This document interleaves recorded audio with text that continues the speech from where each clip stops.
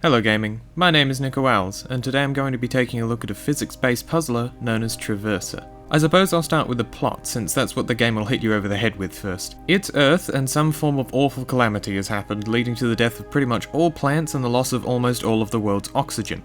With the planet's surface frozen over, what's left of humanity has retreated underground and lives a pretty bleak existence in debt to an oxygen manufacturing company, Raven Corporation.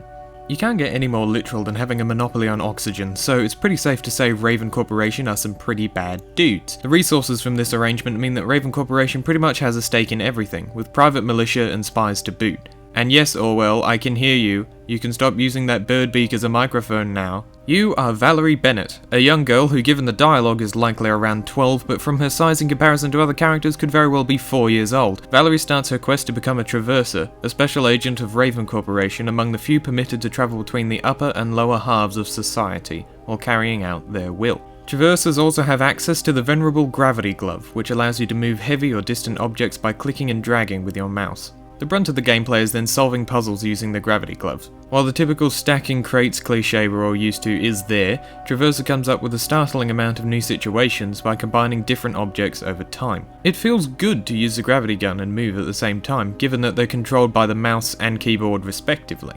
It reminds me of those twin-stick shooters, except neither of the control methods are sticks.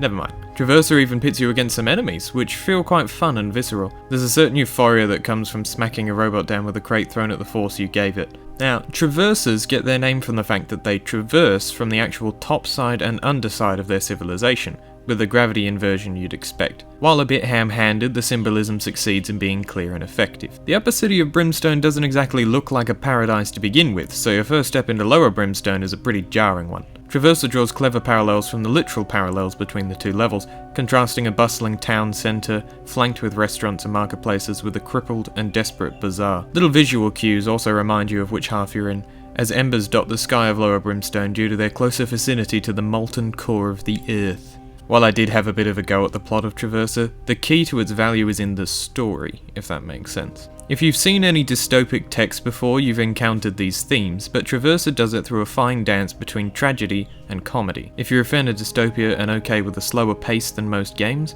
Traverser will be both hilarious and depressing. Just how you like it.